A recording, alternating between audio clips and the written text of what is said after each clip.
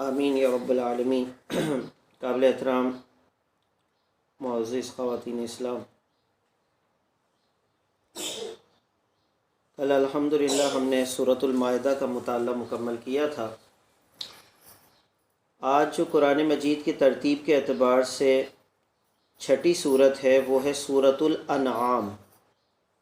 اکثر ہم غلطی کر جاتے ہیں، اس کو انعام بھی پڑھ لیتے ہیں، یا انعام نہیں ہے انعام ہے، اور انعام کی معنی ہوتی ہے چوپائے جانور، وہ جانور جو ہمارے لیے کھانا حلال ہیں، جیسے بھیڑ، بکری، اونٹ اور گائے، ان کو کہتے ہیں عربی میں انعام۔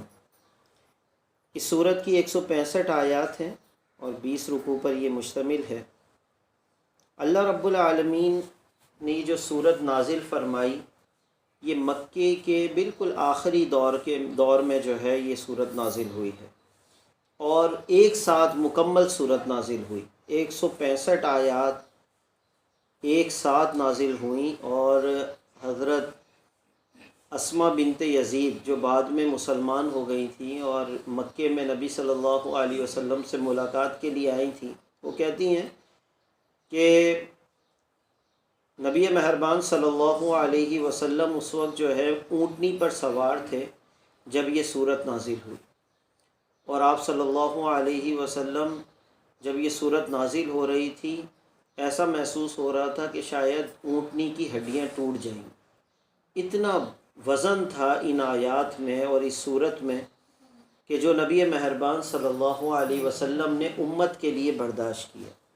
آپ سوچیں کہ یہ فقط ایک سورت کی بات ہے، 23 سال کے عرصے میں نبی مہربان صلی اللہ علیہ وسلم نے اس قرآن مجید کے بوجھ کو، یعنی اگرچہ یہ نعمت ہے لیکن جب یہ نازل ہوتی تھی تو حضرت عائشہ رضی اللہ تعالیٰ عنہا فرماتی ہیں کہ نبی مہربان صلی اللہ علیہ وسلم سخت جاڑے کے موسم میں، سردی کے موسم میں آپ صلی اللہ علیہ وسلم پر پسینہ آ جاتا تھا، اتنا وزن ہوتا تھا نبی مہربان صلی اللہ علیہ وسلم پر۔ یعنی یہ قرآن مجید وہ ہے کہ قرآن مجید میں آخر میں ہم جا کر پڑھیں گے کہ لو انزلنا ھذا القرآن علی جبل، اگر اس قرآن کو ہم پہاڑ پر نازل کر دیتے، لرأیتہ خاشعا متصدعا من خشیۃ اللہ، تو دیکھتا کہ وہ جو ہے نا اللہ کے خوف سے لرز رہا ہوتا اور کانپ رہا ہوتا۔ اتنی بھاری ذمہ داری ہے یہ قرآن مجید جو نبی مہربان صلی اللہ علیہ وسلم نے پورے 23 سال کے عرصے میں ہزاروں مرتبہ جو ہے اس بوجھ کو جو ہے امت کی خاطر برداشت کیا، اور ایک ایک لفظ نبی مہربان صلی اللہ علیہ وسلم نے مکمل طریقے سے امت تک پہنچایا۔ اللہ رب العالمین شروع میں ارشاد فرما رہے ہیں کہ تمام تعریفیں اللہ کے لیے ہے جس نے زمینوں اور آسمانوں کو پیدا کیا، اندھیروں اور اجالے کو بھی اللہ نے ہی بنایا۔ یہ بڑی بڑی تخلیق کرنے والی ذات جو اللہ رب العالمین کی ذات ہے، بھلا اس کے ہوتے ہوئے آپ لوگ کسی اور کو شریک ٹھہراؤ۔ ثم الذین کفروا بربہم یعدلون، اللہ کے ہوتے ہوئے، اس رب العالمین کے ہوتے ہوئے کافر لوگ پھر بھی کسی اور کو جو ہے وہ شریک ٹھہراتے ہیں۔ هو الذی خلقکم من طین ثم قضى اجلا، وہی اللہ رب العالمین ہے جس نے زمینوں آسمانوں کو پیدا کیا، اس نے تمہیں بھی پیدا کیا۔ کس چیز سے پیدا کیا؟ مٹی سے پیدا کیا، اور پھر ویسے ہی کھلا نہیں چھوڑ دیا، بلکہ اللہ رب العالمین نے ایک وقت جو ہے وہ تمہارے لیے مقرر کر دیا کہ اتنی تمہیں زندگی ملے گی، پیدا ہوتے ہی بچہ جا سکتا ہے دنیا سے، تھوڑے دنوں کے بعد جو ہے اس کی سانسیں مکمل ہو سکتی ہے، کوئی نوجوانی میں، کوئی بچپن میں، کوئی لڑکپن میں، کوئی نوجوانی میں، اور پھر کوئی بڑھاپے میں، اور کوئی بالکل ہی آخری اسٹیج پر جا کر جو ہے اس کی جو ہے یہ عمر ختم ہو۔ یہ اللہ رب العالمین کے فیصلے ہیں۔ وَأَجَلٌ مُّسَمًّى عِندَهُ ثُمَّ أَنتُمْ تَمْتَرُونَ، یہ سارے فیصلے عمر کے کہ کس کو کتنی عمر ملنی ہے یہ اللہ رب العالمین کے پاس لکھے ہوئے ہیں۔ اس کے بعد دیکھیں یہ مکمل آگے جا کے مسلسل جو ہے اللہ رب العالمین نے اپنی توحید کو جو ہے ظاہر کیا ہے، اپنی قدرت کو ظاہر کیا ہے۔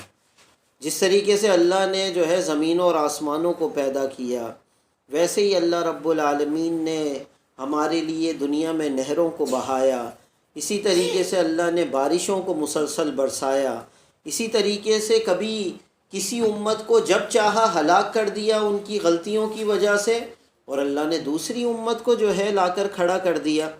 یہ سارے اللہ رب العالمین کے فیصلے ہیں، اور اس کے لیے اللہ رب العالمین نے فرشتوں کی بھی ایک جماعت کو تیار کیا ہوا ہے۔ لیکن یہ ساری نشانیاں دیکھنے کے باوجود یہ کافر اور مشرک کیا کہتے ہیں کہ کاش کہ یہ بشر کے بجائے، نبی صلی اللہ علیہ وسلم کے بجائے ہمیں دعوت دینے کے لیے کوئی فرشتہ آ جاتا۔ اللہ فرماتے ہیں کئی جگہ پہ قرآن مجید میں یہ بات آئی ہے کہ مشرکین تمنا کرتے تھے کہ بھئی یہ بشر کو کیوں دیا ہے یہ رسالت، یہ نبوت، مطلب یہ کہ کوئی ہم سے اوپر کا کوئی جو ہے مخلوق ہونی چاہیے، یعنی کوئی فرشتہ آنا چاہیے تھا ہمیں بات بتانے کے لیے۔ اللہ رب العالمین فرماتے ہیں کہ اگر ہم فرشتہ بھیج دیتے نا، پھر وہ کہتے کہ فرشتہ تو ہمارے لیے کوئی ماڈل نہیں بن سکتا، ہمارے لیے کوئی مثال نہیں بن سکتا، لہذا کوئی انسان آتا تو ہم اس کی پیروی کرتے۔ تو وہ یہ جو ہے یہ سارے لوگوں کے بہانے ہوتے ہیں کہ جب لوگوں کو پیروی نہیں کرنی ہوتی۔ آگے اللہ رب العالمین فرما رہے ہیں کہ دیکھو کتنے لوگ جو ہے وہ کر رہے ہیں، گناہ کر رہے ہیں، پھر بھی اللہ رب العالمین جو ہے ان پر رحم فرماتے ہیں۔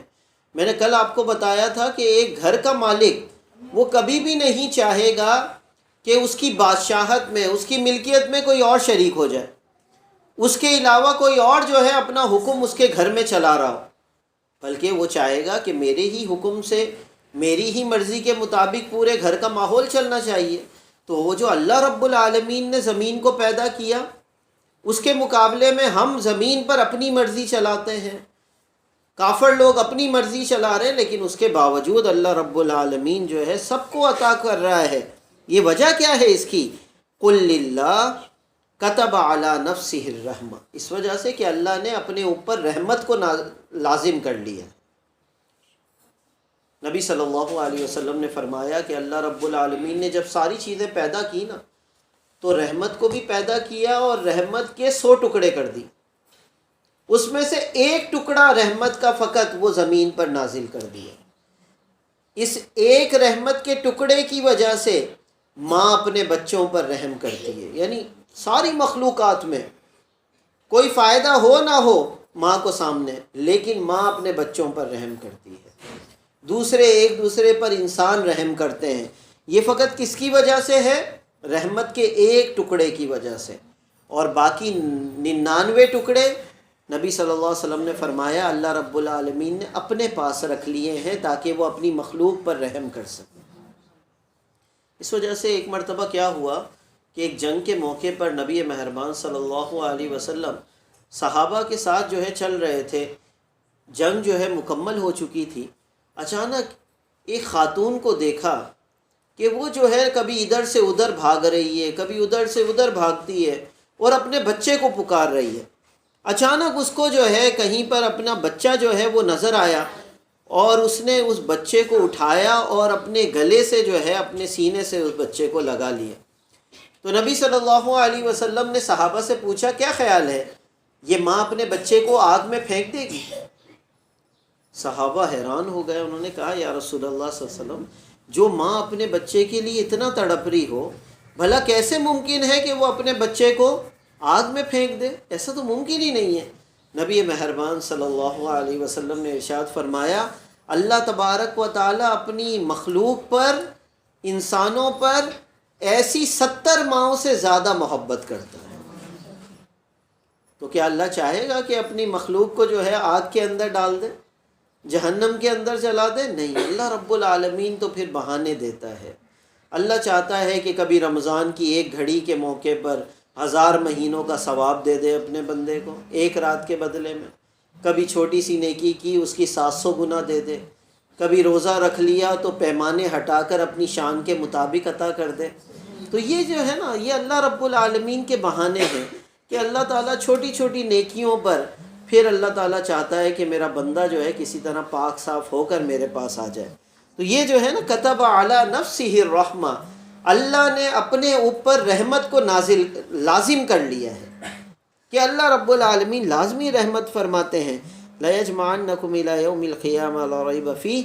اور یہ رحمت کا معاملہ اللہ نے قیامت کے لیے بھی رکھا ہے، جس دن اللہ رب العالمین آپ سب کو جو ہے ہم سب کو قیامت کے دن جمع فرمائیں گے. اور یقیناً اس قیامت کے دن میں جو ہے کوئی شبہ نہیں ہے، کوئی شک نہیں ہے. دیکھیں یہ قیامت کا دن جس کے بارے میں بار بار قرآن مجید کے اندر بار بار آئے گا، اور 3 عقائد جو ہے نا بڑے، ایک توحید، دوسرا رسالت، اور تیسرا آخرت. یہ آخرت تیسرا بہت بڑا عقیدہ ہے. اور اگر اس آخرت کا عقیدہ نہ ہو، آخرت پر یقین نہ ہو، تو وہ یہ جو سزا اور جزا کا تصور ہے کہ جس نے نیک عمل کیا اس کو کیا ملے گا، دنیا میں تو اس کو کچھ نہیں ملا، اب بھلا آخرت میں بھی کچھ نہ ملے، تو وہ اللہ رب العالمین جو سب سے بہتر جو ہے انصاف کرنے والا ہے، یقیناً اس نے ایک دن بنایا ہے کہ جس دن جو ہے اللہ رب العالمین جو ہے اس انعام والے کو سب سے بہترین انعام عطا کرے گا. اور جس نے جرم کیا ہے وہ یقیناً اس گلی کا چودھری تھا، وہ اس علاقے کا بڑا تھا، لہذا وہ تھانے کے اندر کچھ بھی نہیں ہو سکا، اس کو کچھ نہیں ہوا، اس کے خلاف FIR نہیں ہوئی. اس نے قتل کیا، اس کو قتل کے بدلے میں قتل نہیں ہوا. اس نے جرم کیا، اس کو جرم کے بدلے میں سزا نہیں ملی. اب اگر دنیا کے منصفوں نے ناانصافی کی تو کیا اللہ رب العالمین ناانصافی فرمائیں گے؟ نہیں. اس کے لیے بھی اللہ رب العالمین نے آخرت کا دن مقرر کیا تاکہ اللہ رب العالمین اپنے پورے عدل کو ظاہر کر سکے. اس دن اللہ فرمائیں گے لمن الملک اليوم، آج کون بادشاہ ہے؟ سارے کہیں گے اللہ ہی ہے. لہذا اللہ رب العالمین جو ہے اس دن انصاف فرمائیں گے. اس کے بعد جو ہے اللہ رب العالمین فرما رہے ہیں نبی مہربان صلی اللہ علیہ وسلم کو کہ آپ ان کو کہہ دو کہ میں تو جو ہے تم لوگ کتنے بھی مجھے نافرمانی کی طرف بلاؤ، کتنی بھی یہ بات بولو کہ ہم تمہیں سردار بنا دیں گے اور یہ کر دیں گے، دولت کے انبار لگا دیں گے، لیکن آپ ان سرداروں کو بول دو کہ میں تو قیامت کے دن اللہ رب العالمین کے سامنے کھڑے ہونے سے ڈرتا ہوں. اور اللہ فرما رہے ہیں کہ جس دن قیامت کے دن جو بچ گیا اللہ کے سامنے حاضر ہونے سے، اللہ کے سامنے حاضر ہو کے حساب کتاب دینے سے، سمجھ جاؤ اللہ نے اس پر رحم کر دی. نبی مہربان صلی اللہ علیہ وسلم نے ارشاد فرمایا قیامت کے دن جس سے سوالات ہو گئے نا، سمجھ جاؤ کہ وہ جو ہے وہ پھنس جائے گا. اس لیے دعا کیا کرو اللہ رب العالمین سوال جواب کے بغیر ہی اللہ رب العالمین جنت میں داخل فرماتے ہیں. یہ جو ہے یہ سوال اللہ رب العالمین سے ہمیں دعا کرنی چاہیے. وجہ کیا ہے کہ ہم کتنی بھی عبادتیں کر لیں، روزہ رکھا ہوا ہے، ہم عبادت کا حق ادا نہیں کر پا رہے. نماز پڑھتے ہیں، عبادت کا حق یعنی جو اللہ رب العالمین کی عبادت کا حق ہونا چاہیے، اس کے سامنے جھکنے کا حق ہونا چاہیے، وہ یقیناً ہم ادا نہیں کر پاتے. اس وجہ سے آپ دیکھیں کہ جب آپ فرض نماز پڑھ لیتی ہیں، فرض نماز کے فوراً بعد نبی صلی اللہ علیہ وسلم کی کیا تعلیم ہے، کیا بولنا چاہیے؟ اللہ اکبر، استغفر اللہ، استغفر اللہ، استغفر اللہ. ایک مرتبہ اللہ اکبر اور 3 مرتبہ استغفر اللہ. یہ نبی صلی اللہ علیہ وسلم کی سنت ہے، آپ بھی بولا کریں. آپ دیکھیں کہ نبی صلی اللہ علیہ وسلم نماز پڑھ کر فارغ ہوئے ہیں، نماز کی عبادت کی، اور کس نے کی ہے؟ حضرت محمد مصطفیٰ صلی اللہ علیہ وسلم. ایسی عبادت کسی کی ہوگی؟ یقیناً نہیں ہوگی. لیکن اس کے باوجود اللہ کے رسول فرماتے تھے کہ اے اللہ جیسا تیری عبادت کا حق تھا میں پھر بھی وہ ادا نہیں کر سکا، اس پر اے اللہ مجھے معاف کر دے، اے اللہ میں معافی کا طلبگار ہوں. تو ہماری نمازیں کیا ہیں؟ کچھ بھی نہیں. لہذا ہمیں تو ہر موقع پر استغفار کی ضرورت ہے. اس وجہ سے نبی صلی اللہ علیہ وسلم فرمایا کرتے تھے کہ بس جو ہے جو اس دن قیامت کے دن جو سوال جواب سے بچ گیا نا، وہ سمجھ جاؤ جنت میں چلا جائے گا. اور جو پکڑا گیا نا، جس سے سوالات ہو گئے، یقیناً ہماری کیا عبادتیں ہیں؟ کچھ بھی نہیں. تو جو پکڑا گیا، سوال جواب ہو گیا، وہ جو ہے یقیناً اس کے لیے جو ہے مسئلہ بن سکتا ہے۔ اللہ رب العالمین سے دعا ہے اللہ رب العالمین ہم سب کو بغیر حساب کتاب کے جنت میں داخل کرے۔ وَذَلِكَ الْفَوْزُ الْمُبِينُ، اللہ کیا فرما رہے ہیں؟ جو بغیر حساب کتاب کے بچ گیا اللہ نے اس پر رحم کر دیا، اور یہ حقیقت میں یہی کامیابی ہے، یہی حقیقی کامیابی ہے۔ اس کے بعد اللہ فرما رہے ہیں کہ بندے جو ہے بڑے ناشکرے ہوتے ہیں کہ جب ان کو کوئی تکلیف پہنچتی ہے تو وہ اللہ کو پکارتے ہیں، اور جب کوئی انہیں نیکی پہنچ جاتی ہے، خوشحالی پہنچ جاتی ہے، تو وہ کہتے ہیں یہ تو میری وجہ سے ہوا ہے، میری صلاحیتوں کی وجہ سے میں نے اتنی دولت کما لی، اتنی بڑی کامیابی میں نے اپنی صلاحیت کی وجہ سے حاصل کر لی۔ اور کوئی تکلیف پہنچ جائے تو فوری طور پہ اللہ کو پکارتے ہیں، یا اللہ بس یہ ہٹا دے، بس یہ ہو جائے، یہ ہو جائے۔ تو اللہ فرما رہے ہیں حقیقت میں فَهُوَ عَلَى كُلِّ شَيْءٍ قَدِيرٌ، اللہ تو ہر چیز پر قادر ہے۔ تمہاری جس طریقے سے اگر تمہیں نقصان سے اللہ بچا رہا ہے، تمہاری تکلیف ہٹا رہا ہے، ایسے ہی بھلائی اگر پہنچ رہی ہے وہ بھی اللہ کی قدرت کی وجہ سے تمہیں پہنچ رہی ہے، ورنہ کوئی دنیا کی کوئی اور طاقت نہیں ہے کہ تمہیں جو ہے کوئی بھلائی دے سکے۔ وَهُوَ الْقَاهِرُ فَوْقَ عِبَادِهِ وَهُوَ الْحَكِيمُ الْخَبِيرُ، اللہ رب العالمین اپنے بندوں پر بڑا زبردست ہے اور وہ حکمت والا اور باخبر ہے۔ اللہ رب العالمین فرما رہے ہیں کہ جو کافر لوگ ہوتے ہیں نا، یہ بھی اللہ رب العالمین کو، نبی صلی اللہ علیہ وسلم کو ایسے ہی پہچانتے ہیں، رسول ہونے کی حیثیت کو ایسے ہی پہچانتے ہیں جیسے اپنے بچوں کو پہچانتے ہیں۔ ایسا نہیں ہے کہ انہیں پتہ نہیں چل رہا، یہ نشانیاں دیکھ کر انہیں معلوم نہیں ہو رہا کہ یہ واقعی اللہ کے رسول ہیں یا نہیں ہیں، نہیں، ایسی بات نہیں ہے۔ اس کے بعد اللہ رب العالمین نقشہ کھینچ رہے ہیں قیامت کے دن کا ایک مرتبہ پھر۔ اللہ فرما رہے ہیں کہ جو لوگ جنہوں نے اللہ کی ملاقات کو جھٹلایا ہوگا نا، جن کو یقین ہی نہیں ہوگا کہ مجھے اللہ سے جا کر ملاقات کرنی ہے، جس کو فکر ہی نہیں ہوگی اللہ رب العالمین سے ملاقات کی، ان کے اوپر جب اچانک قیامت آئے گی تو پھر کیا ہوگا؟ وہ کہیں گے ہائے افسوس، میں نے کیسا غفلت کے میں جو ہے نا اپنا وقت گزارا ہے۔ یہ اچانک کیسے آئے گی؟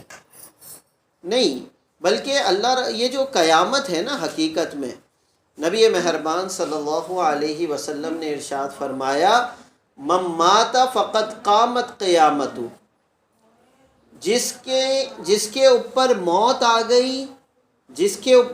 آ گئی سمجھ جائیں اس کی قیامت قائم ہو گئی۔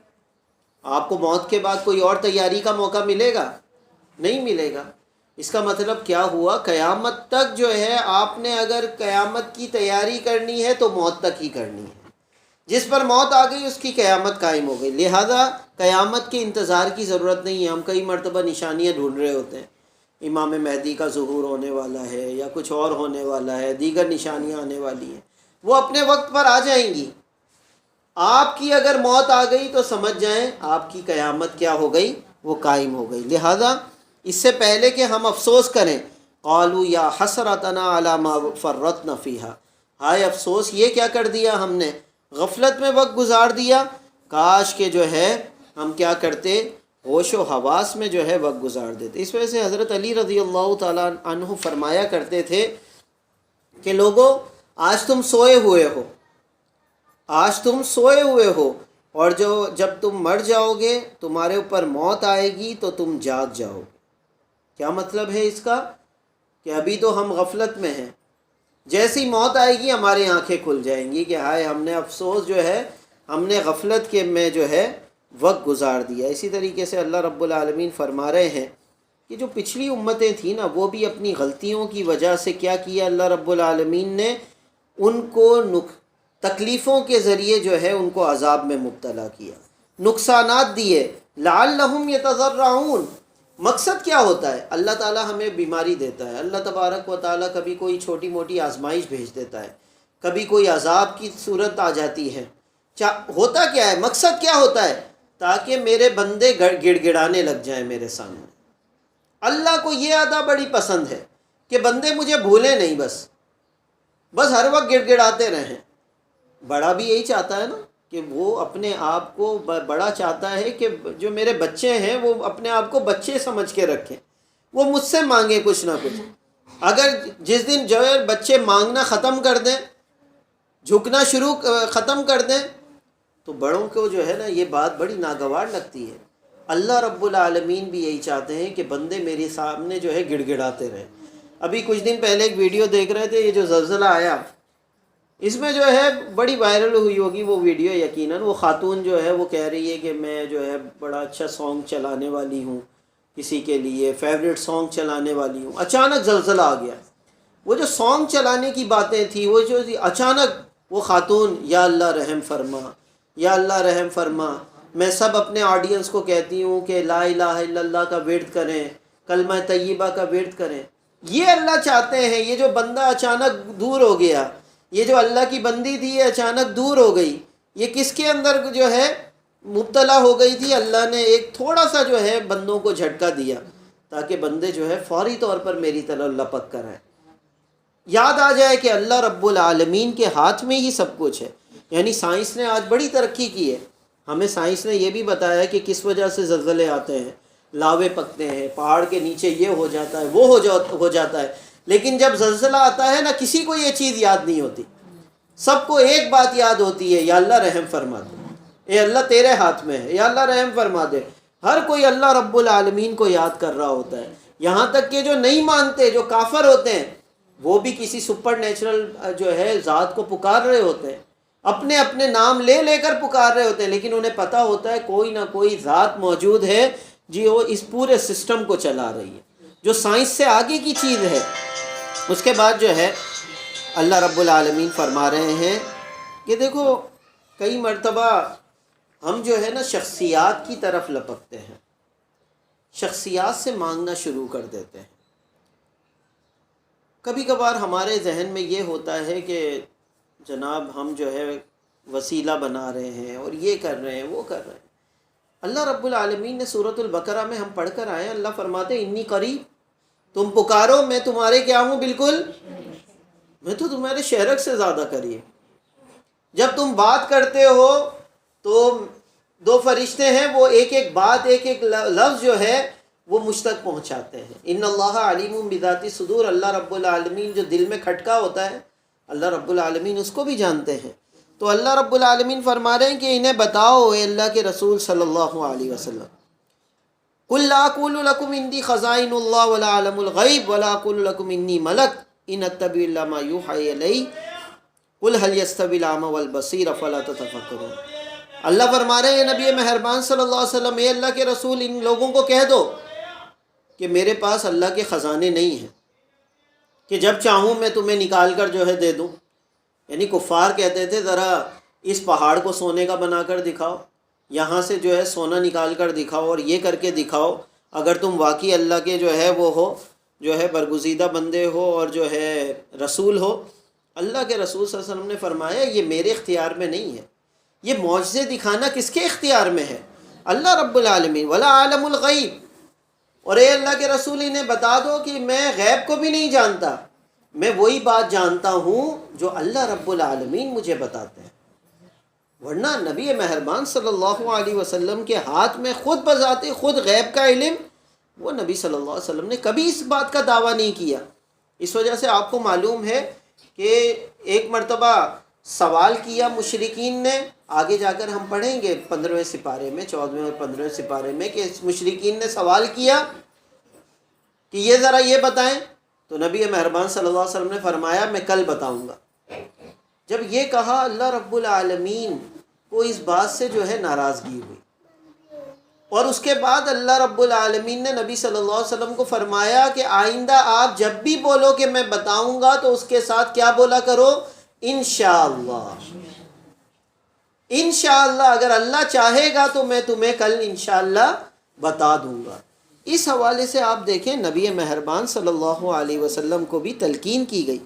اس کے بعد جو ہے اللہ رب العالمین دوبارہ اسی بات کو اللہ رب العالمین نے فرمایا ہے کہ کتب ربکم علی نفسہ الرحمہ۔ ایک مرتبہ پھر اسی بات کو اللہ نے دہرایا کہ دیکھو تمہارے رب نے اپنے اوپر رحمت کو کیا کر لیا ہے، وہ لازم کر لیا ہے۔ اللہ رب العالمین کی رحمت کی وجہ سے یہ پوری کائنات چل رہی ہے، ورنہ آپ دیکھیں کہ کتنے گناہ ہیں۔ اس وجہ سے اللہ فرماتے ہیں، ایک اور صورت میں آگے آئے گا کہ اللہ فرماتے ہیں کہ اگر جتنے لوگ گناہ کرتے ہیں اگر اللہ پکڑ پہ آ جائے نا تو یہ جو پتا ہے نا، پیڑ کا پتا، یہ بھی باقی کائنات میں نہ بچے، اللہ کے عذاب کے اندر یہ بھی جل کے راکھ ہو جائے گا۔ اتنے گناہ جو ہے ہم انسان کرتے ہیں، لیکن اللہ رب العالمین کیونکہ رحمان ہے، کیونکہ رحیم ہے، اس وجہ سے اللہ رب العالمین آگے اللہ فرما رہے ہیں کہ دیکھو اللہ کے پاس ساری غیب کی چابیاں ہیں۔ اللہ خشکی میں کیا ہو رہا ہے اللہ رب العالمین جانتے ہیں، سمندر میں کیا ہو رہا ہے اللہ جانتے ہیں، کوئی پتا گرتا ہے وہ اللہ رب العالمین جانتے ہیں۔ اسی طریقے سے کوئی دانہ اندھیرے کے اندر کوئی کسی چیز کا دانہ موجود ہے وہ اللہ جانتے ہیں، کوئی گیلا دانہ موجود ہے جس کے اندر سے کچھ یعنی کہ کچھ زراعت ہو سکتی ہے، کوئی پودا پھوٹ سکتا ہے، اللہ اس کو بھی جانتے ہیں، کوئی سوکھا دانہ ہے اللہ رب العالمین اس کو بھی جانتے ہیں۔ یہ ساری چیزیں جو ہے اللہ رب العالمین کے علم میں ہے۔ اس کے بعد اللہ رب العالمین فرما رہے ہیں جب اللہ سب کچھ جانتا ہے تو پھر تم اللہ کو ہی پکارنے والے بن جاؤ۔ تدعونہ تضرعا وخفیا قل من ینجیکم من ظلمات البر والبحر تدعونہ تضرعا وخفیا۔ جب اللہ خشکی کو بھی جانتا ہے، اللہ سمندر کے بھی حالات کو جانتا ہے، تو تم جہاں پر بھی ہو، تم خشکی میں ہو یا سمندر میں، پانی میں ہو، ہر جگہ پر کس کو پکارو؟ اللہ رب العالمین کو۔ اللہ رب العالمین ہی تمہیں جو ہے حقیقت میں اس پریشانی سے نجات دینے والے۔ یعنی کہ آپ دیکھیں اکرمہ جو تھا نا ابو جہل کا بیٹا، وہ بھی ایک مرتبہ جو ہے تاریخ میں آتا ہے کہ وہ سمندر کا سفر کر رہا تھا، اچانک لہریں آ گئی تو اس نے پکارنا شروع کر دیا، یا اللہ اگر میں بچ گیا نا تو میں نبی صلی اللہ علیہ وسلم پہ جا کر ایمان لے آؤں گا۔ اللہ نے اسے بچا لیا، جیسے ہی وہ آیا اس کے بعد اس نے انکار کر دیا، نعوذ باللہ۔ تو اللہ رب العالمین جو ہے حقیقت میں سمندر میں بھی ہماری حفاظت کرنے والے ہیں ہر انسان کی، اور اس خشکی میں بھی اللہ رب العالمین حفاظت کرنے والے ہیں۔ اس کے بعد اللہ رب العالمین فرما رہے ہیں کہ دیکھو جو لوگ اللہ رب العالمین سے غافل ہوتے ہیں، یخوض فی حدیث غیری، کسی اور معاملات میں لگے ہوئے ہیں اللہ کے علاوہ، شیطانی کاموں میں لگے ہوئے ہیں، غافل ہیں، تو پھر تم ان کے ساتھ کبھی بھی نہیں بیٹھا کرو، ان سے اعراض کیا کرو۔ وَإِمَّا يُنْسِيَنَّكَ الشَّيْطَانُ فَلَا تَقْعُدْ بَعْدَ الذِّكْرِ مَعَ الْقَوْمِ الظَّالِمِينَ۔ جب شیطان تمہیں اللہ کے ذکر کو بھلانا شروع کرے تو تمہیں جب یاد آ جائے تو کبھی بھی تم ایسے لوگوں کے ساتھ کبھی بھی مت بیٹھا کرو۔ آپ دیکھیں کہ ہماری اکثر محفلیں جو ہے نا وہ اللہ رب العالمین کے ذکر سے خالی ہوتی ہیں، اس کے اندر اکثر غیبت ہوتی ہے، اکثر دوسروں کی برائیاں ہوتی ہیں، اکثر یعنی یہ ہماری محفل کوئی ایسی خالی نہیں ہوتی کہ جس کے اندر ہم تیسرے بندے کا ذکر نہ کر دیں، کسی اور عورت کا ذکر نہ کر دیں، کسی خاندان کا ذکر نہ کر دیں۔ اللہ رب العالمین فرماتے ہیں تم اپنی محفلوں کو بھی قیمتی بنا لو۔ اس وجہ سے شاید میں نے آپ کو اس سے پہلے بھی بتائی ہو حدیث کہ ایک مرتبہ نبی مہربان صلی اللہ علیہ وسلم مسجد نبوی میں اپنے حجرے میں تھے۔ حضرت امیر معاویہ رضی اللہ تعالیٰ عنہ یہ روایت بیان کرتے ہیں، فرماتے ہیں کہ دمشق کے اندر میں مسجد میں داخل ہوا تو دیکھا کہ چند میرے ساتھی جو ہے مسجد میں بیٹھے ہوئے۔ میں نے کہا کیوں بیٹھے ہوئے؟ کہنے لگے ہم اللہ کا ذکر کر رہے ہیں۔ تو حضرت امیر معاویہ رضی اللہ تعالیٰ نے فرمایا کیا قسم اٹھاؤ گے اس بات پہ؟ تو سب ساتھی حیران ہو گئے۔ انہوں نے کہا میں نے ویسے ہی تم سے قسم کا مطالبہ نہیں کیا، بلکہ ایک مرتبہ ہم بھی اسی طرح مسجد نبوی میں بیٹھے ہوئے تھے، رات کا وقت تھا، اچانک نبی مہربان صلی اللہ علیہ وسلم حجرے سے مسجد نبوی میں تشریف لائے اور ہم سے پوچھا ما اجلسکم، تمہیں کس چیز نے بٹھایا ہوا ہے؟ تو ہم نے کہا جلسنا، ہم اس وجہ سے بیٹھے ہیں اللہ کے رسول، نذکر اللہ تعالیٰ، کہ ہم اللہ کا ذکر کریں، کسی اور مقصد کے لیے نہیں بیٹھے، کوئی دنیا کی باتیں نہیں کرنے کے لیے بیٹھے۔ ہم کس لیے بیٹھے ہیں؟ جلسنا نذکر اللہ تعالیٰ، ہم اس لیے بیٹھے ہیں تاکہ ہم اللہ کا ذکر کریں۔ وَنَحْمَدُهُ عَلَى مَا هَدَانَا لِهَذَا الدِّينِ، اور اس بات پہ اللہ کا شکر ادا کریں کہ اللہ نے دین اسلام کی ہمیں ہدایت عطا کی ہے۔ وَمَنَّ عَلَيْنَا بِكَ، اور تیسری کون سی بات کر رہے تھے ہم یہ بات کر رہے تھے کہ اللہ نے آپ کو ہمارے پاس بھیج کر اللہ نے سب سے بڑا احسان ہم پر فرمایا ہے. یعنی نبی صلی اللہ علیہ وسلم سے بڑا احسان اس امت مسلمہ پر اور کوئی نہیں ہو سکتا. پتہ نہیں کتنی نعمتیں ہیں. وَإِن تَعُدُّوا نِعْمَتَ اللَّهِ لَا تُحْصُوهَا. اگر ہم اللہ کی نعمتوں کو شمار کرنا چاہیں تو یقیناً شمار. فَبِأَيِّ آلَاءِ رَبِّكُمَا تُكَذِّبَانِ. کون کون سی نعمتوں کو جھٹلائیں گے؟ لیکن ان ساری نعمتوں میں جو سب سے بڑا احسان مندی ہے وہ کون سی ہے؟ کہ ہمیں نبی مہربان صلی اللہ علیہ وسلم کی دولت عطا کی. جب نبی صلی اللہ علیہ وسلم نے یہ بات سنی نا صحابہ سے، تو نبی صلی اللہ علیہ وسلم نے کہا کہ قسم اٹھاؤ گے؟ تو صحابہ حیران ہو گئے. یا رسول اللہ صلی اللہ علیہ وسلم بالکل، ہم تو قسم اٹھانے کو تیار ہیں. ہم کسی اور مقصد کے لیے یہاں پر نہیں بیٹھے. یہ جو ہماری محفل ہے کسی کو غیبت کرنے کے لیے، کوئی اور مقصد نہیں تھا. نبی صلی اللہ علیہ وسلم نے فرمایا میں نے ویسی تم سے قسم نہیں اٹھوائی، بلکہ ابھی اب میں حجرے میں موجود تھا تو جبرائیل علیہ السلام آسمان سے میرے پاس تشریف لائے اور کہا کہ اپنے ساتھیوں کو جا کر بتاؤ کہ یہ جس موضوع پر جو باتیں یہ کر رہے ہیں نا، اللہ کا ذکر کر رہے ہیں، اللہ کی تعریف کر رہے ہیں، آپ کا ذکر کر رہے ہیں، جا کر بتاؤ اللہ رب العالمین فرشتوں کے ہاں جو ہے آسمانوں میں ان پر فخر فرما رہے ہیں. ان اللہ یباہی بکم الملائکہ. ان اپنے صحابہ کو جا کر بتاؤ کہ اللہ رب العالمین تمہاری باتوں کی وجہ سے فرشتوں میں تمہارے درمیان فخر فرما رہے ہیں. ایسی محفلیں ہونی چاہیے. بندہ بیٹھے تو فقط اللہ کی بات، اور اللہ کی باتوں سے مراد یعنی ایسی باتیں کہ جس سے اللہ بھی خوش ہوتا ہو. آپ اہل خانہ کے ساتھ بیٹھے ہیں، اہل خانہ کے حوالے سے باتیں، کسی اور کی بات نہ ہو. آپ جو ہے کسی دوستوں کے ساتھ بیٹھے ہیں، کچھ اچھی باتیں ہیں، نبی مہربان صلی اللہ علیہ وسلم کا تذکرہ. تو یہ اپنی محفلوں کو جو ہے اس طریقے سے قیمتی بنانا. اللہ رب العالمین فرما رہے ہیں کہ کہیں ایسا نہ ہو تم محفل میں بیٹھے ہوئے ہو اور تمہیں جو ہے شیطان کیا کر دے، اللہ رب العالمین کے ذکر سے، اللہ رب العالمین کی یاد سے جو ہے تمہیں کیا کر دے، غافل کر دے. ابراہیم علیہ السلام کا آگے ذکر ہے. آپ یاد رکھیں کہ نوح علیہ السلام سے لے کر ابراہیم علیہ السلام تک ایک پوری ملت گزری ہے. پھر ابراہیم علیہ السلام سے لے کر نبی مہربان صلی اللہ علیہ وسلم تک ملت ابراہیمی آئی ہے. ملت ابراہیمی، ہم سب کے سب کون سی ملت ہیں؟ ابراہیم علیہ السلام کی ملت. نبی مہربان صلی اللہ علیہ وسلم خود حضرت ابراہیم علیہ السلام کے خاندان سے تعلق رکھتے. حضرت ابراہیم علیہ السلام کے دو بیٹے کون کون سے؟ حضرت اسحاق علیہ السلام اور حضرت اسماعیل علیہ السلام. حضرت اسحاق علیہ السلام سے کی نسل جو ہے حضرت یعقوب علیہ السلام، اور پھر بنی اسرائیل کی حضرت یوسف علیہ السلام، موسیٰ علیہ السلام اور عیسیٰ علیہ السلام تک. اور اسماعیل علیہ السلام کی نسل سے کون آئے ہیں؟ حضرت محمد مصطفیٰ صلی اللہ علیہ وسلم. تو یہ جو ہے نا ہمارا تعلق جو ہے نبی مہربان صلی اللہ علیہ وسلم کے رشتے سے اور تعلق سے حضرت ابراہیم علیہ السلام سے جا کے لگتا ہے. اور اللہ رب العالمین ابراہیم علیہ السلام کا ذکر فرما رہے ہیں کہ ابراہیم علیہ السلام ایسے ہی مشرکوں کے گھر میں پیدا ہوئے. ان کے چچا یا والد آزر جو بھی تھے، والد تھے یا چچا، دونوں روایتیں آتی ہیں.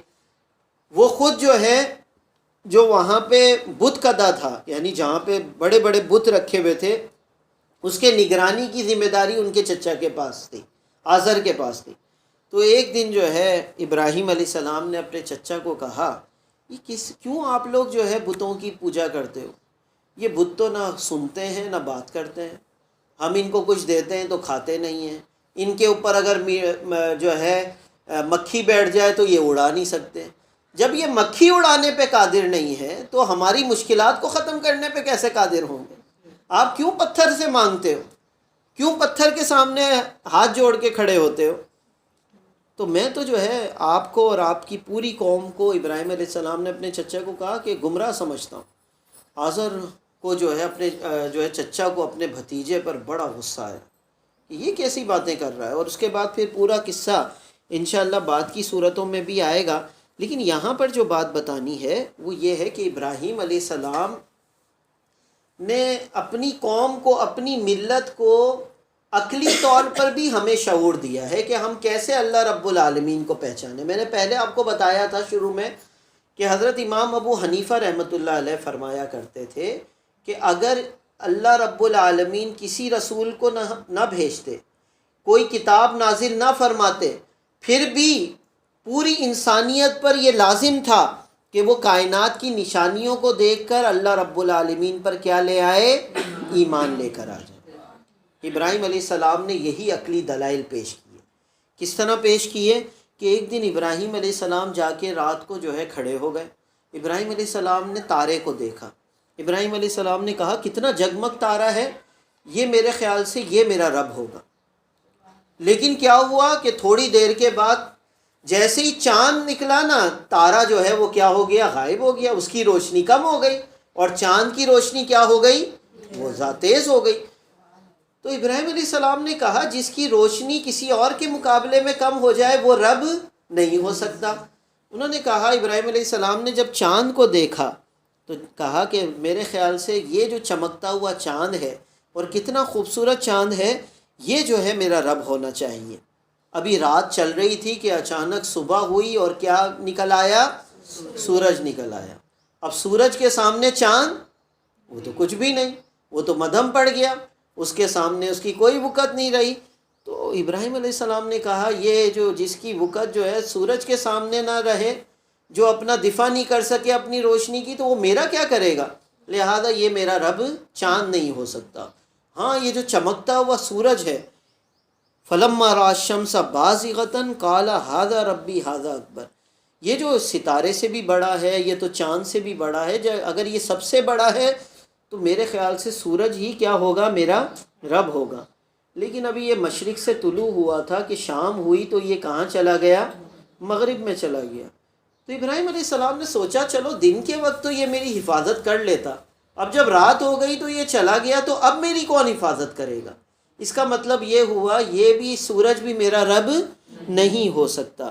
تو اس موقع پر فرمایا ابراہیم علیہ السلام نے کہ اے میری قوم کے لوگوں، جو ڈوب جاتی ہیں ساری چیزیں، سورج ڈوب رہا ہے، چاند ڈوب رہا ہے، ستارے کی کوئی وقت نہیں رہتی چاند کے سامنے، سورج کے سامنے، تو یہ چیزیں ہمارا رب نہیں ہو سکتی۔ میرا تو رب کون ہوگا؟ انی وجہت وجہی للذی فطر السماوات والارض حنیفا وما انا من المشرکین، میرا رب کون ہوگا؟ جس نے زمین اور آسمان کو کیا کیا ہے؟ پیدا کیا ہے۔ یقیناً زمین اور آسمان تو سورج سے بھی بڑے ہیں نا، زمین اور آسمان تو چاند سے بھی بڑے ہیں، زمین اور آسمان تو ان بتوں سے بڑے ہیں، زمین اور آسمان تو ان ستاروں سے بڑے ہیں۔ تو اس کا مطلب یہ ہوا کہ جس نے زمین اور آسمان کو پیدا کیا وہ ذات کتنی بڑی ہوگی۔ اگر یہ زمین اور آسمان اتنے بڑے ہیں تو یقیناً جس نے ان کو پیدا کیا ہے وہی جو ہے ہمارا رب ہے۔ اس کے بعد اللہ رب العالمین نے اس صورت میں آگے جا کر ابراہیم علیہ السلام کے ساتھ ساتھ 16 اور انبیاء علیہ السلام کا ذکر فرمایا۔ اسحاق علیہ السلام، یعقوب علیہ السلام، میں نے آپ کو بتایا اسحاق علیہ السلام بھی بیٹے تھے ابراہیم علیہ السلام کے، ان کے پوتے کون تھے ابراہیم علیہ السلام کے؟ یعقوب علیہ السلام تھے۔ پھر یعقوب علیہ السلام کے بیٹے کون تھے؟ حضرت یوسف علیہ السلام تھے۔ پھر اس طرح جو ہے یہ بنی اسرائیل کی پوری جو ہے یہ قوم جو ہے بنتی چلی گئی۔ نوح علیہ السلام کا ذکر آیا ہے، داؤد علیہ السلام کا ذکر آیا ہے جن کو زبور دی گئی، ان کے بیٹے سلیمان علیہ السلام کا ذکر آیا ہے، ایوب علیہ السلام، یوسف علیہ السلام، موسیٰ اور ہارون علیہ السلام، یہ سب کا ذکر آیا، زکریا علیہ السلام، یحییٰ، عیسیٰ، الیاس، کل من الصالحین، اسی طرح اسماعیل علیہ السلام، یسع علیہ السلام، یونس اور لوط علیہ السلام، یہ سب کے سب انبیاء۔ اللہ رب العالمین فرما رہے ہیں کسی کی بھی دعوت یہ نہیں تھی کہ کوئی اپنی شخصیت کی طرف بلا رہا ہو۔ کسی نے یہ کہا ہو، نوح علیہ السلام نے یہ کہا ہو کہ میری طرف آ جاؤ، میری بات مانو، سب کے سب کیا کہا کرتے تھے کہ اللہ رب العالمین کی کیا کرو؟ عبادت کرو، اللہ کو فقط اپنا بڑا مانو، اور کسی کی طرف انہوں نے نہیں بلایا۔ اس کے بعد جو ہے اللہ رب العالمین فرما رہے ہیں کہ یہ جو وحی کیا سلسلہ ہے، یہ جو وحی نازل اللہ رب العالمین فرماتے ہیں، یہ بھی اللہ رب العالمین کی قدرت ہے۔ اور آگے اللہ فرمایا وما قدر اللہ حق قدرہ، جیسا تم لوگوں کو اللہ کی قدر کرنی چاہیے تھی، اللہ کا شکر ادا کرنا چاہیے تھا، تم نے اللہ رب العالمین کے ایسے قدر نہیں کی۔ یقیناً جو اللہ رب العالمین نے ہمیں نعمت دی ہے، اگر ہم سر کے بال سے لے کر اپنے پاؤں کے ناخن تک اگر دیکھیں، کوئی اس کا متبادل دنیا کے اندر بنا سکتا ہے؟ کوئی آرٹیفیشل کوئی چیز بنا سکتا ہے؟ کوئی ناخن اگر کسی کا اتر جائے، کوئی دنیا کے اندر ایسا ہے کہ اس کے متبادل کوئی ناخن بنا کر دکھا دے؟ لوگوں نے بڑی کوششیں کی ہیں، لوگوں نے جو ہے کئی چیزیں، یعنی یہاں تک کہ ہم تو، ہمارے والد صاحب کا آپریشن ہوا ہے دل کا، تو اس سے ہمیں اندازہ ہوا اللہ رب العالمین کی قدرت کا، اور یقیناً آپ کو بھی اندازہ ہے کہ جب دل کی شریانیں بند ہو جاتی ہیں تو باہر کی شریانوں کی ضرورت نہیں ہوتی، اللہ رب العالمین نے اس کا بھی انتظام جسم کے اندر رکھا ہوا ہے، تبھی یہ بندہ چلتا ہے۔ ورنہ اگر آرٹیفیشل کوئی چیز لگا دیتے تو یقیناً اس کی کوئی اہمیت نہیں ہوتی، پھر وہ نہیں چل پاتی۔ جس طرح آج کل جو ہے دل کے اندر کوئی ٹرانسمیٹر لگاتا ہے، کوئی کیا چیز لگاتا ہے، وہ چند سالوں کا جو ہے اس کی وارنٹی ہوتی ہے، اس کے بعد ختم ہو جاتی ہے۔ لیکن اللہ رب العالمین نے جو کبھی پنڈلی کے اندر ایک نس الگ سے رکھ دی، کسی کے ہاتھ کے اندر نس جو ہے الگ سے رکھ دی، اور وہ نکالتے ہیں اور وہ جو ہے دل کے اندر لگا دیا، لہٰذا وہ کئی سال جو ہے وہ نس چل جاتی ہے۔ وجہ کیا ہے؟ کیونکہ وہ اللہ رب العالمین کی پیدا کرتا ہے، اس کے علاوہ کوئی اور اگر ایسی چیز پیدا کرنا چاہے یقیناً جو ہے پیدا نہیں کر سکتا۔ وما قدر اللہ حق قدرہ، جیسا اللہ رب العالمین کی قدر کرنی چاہیے تھی، یقیناً ہم نے جو ہے اللہ رب العالمین کی قدر نہیں کی۔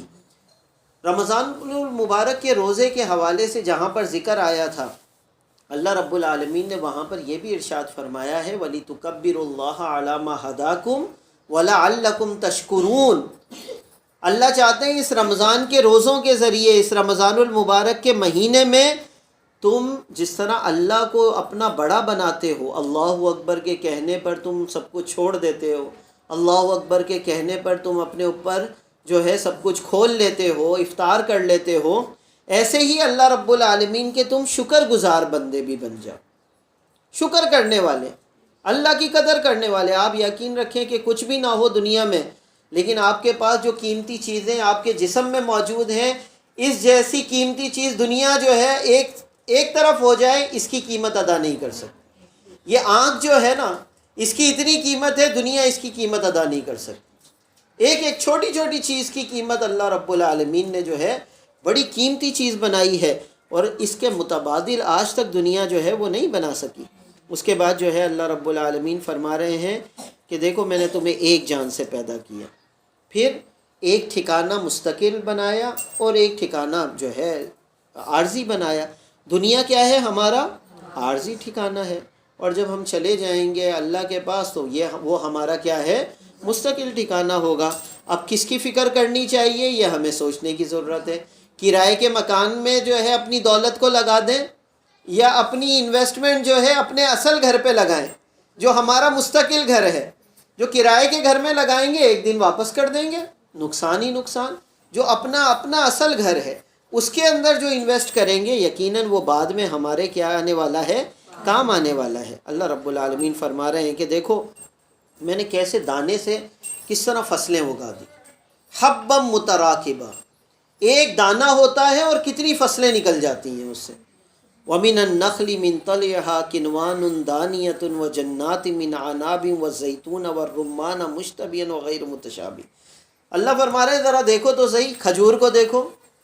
اللہ رب العالمین فرما رہے ہیں کہ دیکھو کئی فروٹ ایسے ہیں جو بچھے ہوئے ہیں، زمین کے اوپر بچھے ہوئے ہوتے ہیں، اور کچھ ایسے ہوتے ہیں وہ کیا ہو رہی ہوتی ہیں، ان کی فصلیں کیا ہو رہی ہوتی ہیں، وہ چڑھتی بھی ہوتی ہیں، وہ خوشے کسی کے لٹک رہے ہوتے ہیں، کسی کے اوپر جا رہے ہوتے ہیں۔ یہ اللہ کی قدرت ہے۔ اگر اللہ تبارک و تعالیٰ چاہتا تو جو ہے ایک ہی طریقے سے سارے پھل نکال دیتا، لیکن یہ اللہ رب العالمین کی کیا ہے؟ ساری نشانیاں ہیں۔ اللہ فرما رہے ہیں ذرا زیتون کو دیکھو، ذرا امرود کو دیکھو، ذرا زیتون کو دیکھو، ذرا انار کو دیکھو، والرمان، انار کو دیکھو۔ یہ سارے فروٹ کیا ہیں؟ یہ سارے پھل کیا ہیں؟ کچھ آپس میں ملتے جلتے ہیں اور کچھ آپس میں ملتے جلتے نہیں ہیں۔ ذرا ان کے پھل کو دیکھو، اللہ فرما رہے ہیں کبھی ان کے پکنے کو دیکھو، کس طرح پک جاتے ہیں۔ کیری ہوتی ہے، ہری ہوتی ہے، خود بخود جو ہے وہ پیلی ہوتی چلی جاتی ہے۔ اللہ رب العالمین کبھی اس کو پکا دیتے ہیں، ٹھیک ہے، کبھی اس کے اندر سب سے پہلے پھول آتا ہے، اللہ رب العالمین اس کے بعد اپنی قدرت سے ہری کیری آ جاتی ہے، پھر وہ آم بن جاتا ہے۔ ایسے ہی سارے پھلوں کا معاملہ آپ ذرا دیکھیں تو صحیح، ایک دانہ ہوتا ہے، ایک گٹھلی ہوتی ہے جو ہم نے زمین کے اندر دبائی تھی، اس سے ہمیں کیا کیا اللہ رب العالمین عطا کر رہے ہوتے ہیں۔ یہ حقیقت میں کیا ہے؟ اللہ رب العالمین کی نشانیاں ہیں۔ اس کے بعد اللہ فرما رہے ہیں کہ دیکھو اتنی ساری نشانیاں میں نے دکھا دی، اور اس کے باوجود وہ کسی اور کو پکار رہے ہوتے ہیں، لوگ کہیں اور مدد طلب کر رہے ہوتے ہیں۔ نہیں، فقط اللہ رب العالمین ہی اس بات کا مستحق ہے کہ اللہ رب العالمین کو پکارا جائے۔ اس کے بعد اللہ رب العالمین نے فرمایا کہ دیکھو اللہ تو تمہاری نظروں کو تم تک پہنچ جاتا ہے، لیکن نظریں جو ہے نا، انسانی نظریں، وہ اللہ کو تلاش نہیں کر سکتی۔ اللہ فرمانے لا تدرکہ الابصار، اللہ کو نظریں نہیں دیکھ سکتی، وہو یدرک الابصار، لیکن اللہ سب کو دیکھ لیتا ہے۔ وہو اللطیف الخبیر، وہ بڑا لطیف ہے، وہ بڑا خبیر ہے، وہ سب کچھ ہر چیز سے باخبر ہے۔ اس وجہ سے جب موسیٰ علیہ السلام نے تمنا ظاہر کی نا، اے اللہ میں تجھے دیکھنا چاہتا ہوں، اللہ رب العالمین نے فرمایا لن ترانی، تو مجھے نہیں دیکھ سکتا۔ اللہ نے فرمایا اے اللہ نہیں، میں تجھے دیکھنا چاہتا ہوں، میں اپنی قوم کو بتانا چاہتا ہوں اس معجزے کے حوالے سے۔ اللہ رب العالمین نے فرمایا اچھا چل ایسا کر، میں تو ذرا جو ہے اس سامنے والے پہاڑ کو دیکھ، میں اپنا ایک جلوہ جو ہے اس پہاڑ پہ ڈالوں گا، اگر وہ پہاڑ بچ گیا نا تو مجھے دیکھ لے گا، اگر پہاڑ اپنی جگہ پہ نہیں رہا نا تو سمجھ جائے کہ جو ہے مجھے نہیں دیکھ سکتا۔ جیسی اللہ رب العالمین نے ایک جلوہ اپنا اس پہاڑ پہ ڈالا، جعلہ دکا، کیا ہوا؟ وہ ریزہ ریزہ ہو کے نیچے گر گیا۔ وخر موسیٰ صعقا، اور موسیٰ علیہ السلام بے ہوش ہو کے نیچے گر گئے۔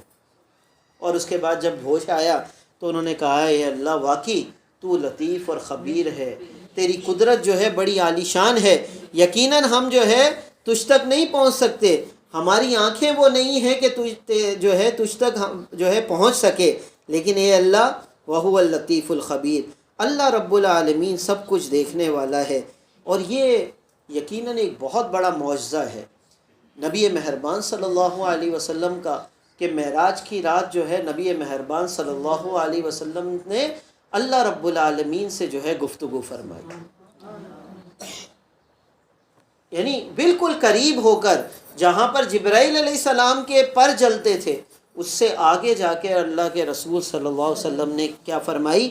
یہ اللہ رب العالمین سے گفتگو فرمائی۔ اس کے بعد 8واں سپارہ ہے، یہ سورۃ الانعام کا ہی، اور اللہ رب العالمین فرما رہے ہیں کہ اگر اللہ رب العالمین چاہتے نا تو اللہ رب العالمین فرشتے نازل کر دیتے۔ جس طرح لوگوں کی خواہش ہوتی ہے نا کہ بس ہر معاملے پہ، جیسے میں نے کل بتایا تھا آپ کو معجزے اور کرشمے کی حوالے سے، کہ لوگوں کی خواہش ہوتی ہے بس کوئی نہ کوئی کرشمہ اور کوئی نہ کوئی معجزہ سامنے ہونا چاہیے۔ اللہ رب العالمین فرما رہے ہیں یہ کہ میرے لیے کوئی مشکل نہیں تھا، میں فرشتوں کو بھیج دیتا تاکہ لوگوں کو یقین آ جائے، یا میں ایسا کرتا کہ مردوں کو زندہ کرتا اور لوگوں سے وہ بات کرتے پھرتے تو ان کو یقین آ جاتا، لیکن اللہ رب العالمین فرما رہے ہیں یہ میری مشیت نہیں ہے، میں تو چاہتا ہوں کہ بندہ کیا کرے؟ میرے رسول کی بات پر یقین کرے، اللہ رب العالمین نے جو قرآن نازل کیا ہے اس پر جو ہے وہ یقین کر لے، جیسے صحابہ رضوان اللہ تعالیٰ علیہ مجمعین یقین کیا کرتے تھے۔ یعنی کچھ دیکھا تھا صحابہ نے، کوئی جنت دیکھی تھی۔ ایک مرتبہ کیا ہوا کہ ایک صحابی رسول وہ گزر رہے تھے ایک جگہ سے، اور نبی مہربان صلی اللہ علیہ وسلم پہلے سے ہی کھڑے ہوئے تھے وہاں پر بازار میں۔ نبی صلی اللہ علیہ وسلم نے ایک گھوڑے کا سودا کیا تھا یہودی سے، تو نبی مہربان صلی اللہ علیہ وسلم کے پاس جو سودا ہوا نا اس وقت قیمت نہیں تھی۔ نبی صلی اللہ علیہ وسلم فرمایا کہ دیکھو تم میرے پیچھے پیچھے آ جاؤ، میں گھر پہنچ کے تمہیں کیا دے دوں گا؟ اس کی قیمت دے دوں گا۔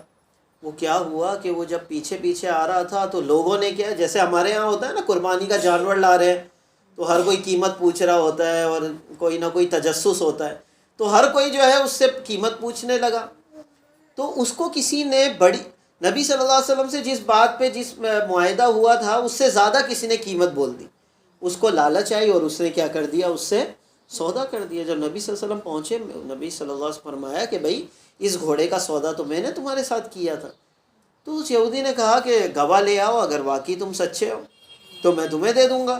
تو نبی مہربان صلی اللہ علیہ وسلم ادھر ادھر دیکھنے لگے، تو ایک صحابی، مجھے نام اس وقت ذہن میں نہیں آ رہا، تو وہ صحابی آگے بڑھے، انہوں نے کہا کہ میں گواہی دیتا ہوں کہ آپ صلی اللہ علیہ وسلم نے اس کے ساتھ کیا تھا، گھوڑے کا سودا کیا تھا، لہذا گواہی قبول ہوئی، اور وہ گھوڑا جو ہے اس نے نبی صلی اللہ علیہ وسلم کو دے دیا۔ جب سب چلے گئے تو نبی مہربان صلی اللہ علیہ وسلم نے اس صحابی کو بلایا اور پوچھا کہ جب میرا سودا ہوا تھا اس وقت تو تم یہاں پر موجود نہیں تھے، تو پھر تم نے گواہی کیوں دی؟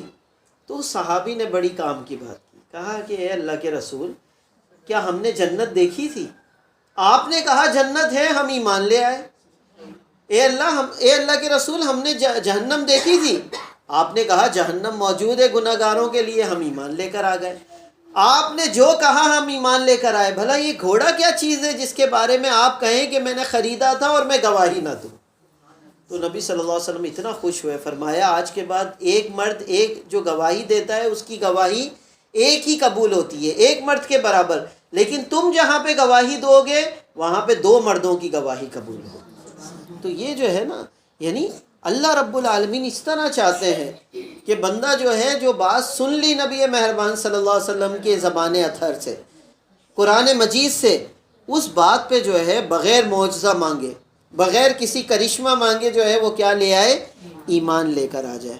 اور اسی وجہ سے آپ کو پتہ ہے کہ نبی مہربان صلی اللہ علیہ وسلم نے ارشاد فرمایا، طوبیٰ لمن رآنی و آمن بی و طوبیٰ 7 مرات لمن لم یرانی و آمن بی۔ ایک مرتبہ اس کو جنت کی خوشخبری ہو جس نے مجھے دیکھا اور مجھ پر ایمان لے کر آئے، لیکن 7 مرتبہ ان کو جنت کی خوشخبری ہو جنہوں نے مجھے نہیں دیکھا ہوگا قیامت تک، لیکن وہ پھر بھی مجھ پر ایمان لے کر آئے۔ ہمیں اللہ کے رسول نے 7 مرتبہ خوشخبری دی ہے۔ وجہ کیا ہے؟ ہم نے بغیر کوئی نشانی دیکھے ہم اللہ کے رسول صلی اللہ علیہ وسلم پہ کیا لے کر آئے ہیں؟ ایمان لے کر آئے ہیں۔ اور یقیناً یہ ایمان جو ہے ہمارا پختہ ہونا چاہیے۔ آگے اللہ رب العالمین ارشاد فرما رہے ہیں، وَهَذَا صِرَاطُ رَبِّكَ مُسْتَقِيمًا، یہی حقیقت میں سیدھا راستہ ہے، اس کے علاوہ کوئی اور جو ہے سیدھا راستہ نہیں ہو سکتا۔ اس کے بعد جو ہے اللہ رب العالمین نے جنوں کو مخاطب کر کے کہا ہے کہ دیکھو تم نے انسانوں کو بڑا گمراہ کر رکھا ہے۔ شیطان اور جن جو ہے کیا کرتے ہیں، جو گمراہ ہوتے ہیں نا جن، وہ کیا کرتے ہیں، وہ کچھ ایسی چیزیں لے کر آ جاتے ہیں کہ جن کے ذریعے پھر انسان بھی کیا ہو جاتے ہیں، گمراہ ہو جاتے ہیں۔ اور اس کی کئی مثالیں ہیں، جس طریقے سے جادو ہو گیا، جادو ٹونا ہو گیا، اور دیگر پیش گوئیاں ہو گئی، پہلے سے کوئی فال نکالنا، پہلے سے کوئی انگلی ہاتھ دیکھ کر، ہتھیلیاں دیکھ کر جو ہے یہ باتیں کا بتانا، یہ حقیقت میں شیطان کے کام ہوتے ہیں، یہ حقیقت میں جنات کے کام ہوتے ہیں جو یہ کرتے ہیں۔ یاد رکھیے اللہ رب العالمین نے جیسے انسانوں کو پیدا کیا ہے ویسے ہی جنات کو بھی اللہ نے پیدا کیا ہے، وہ بھی مخلوق ہے، ہم بھی مخلوق ہیں۔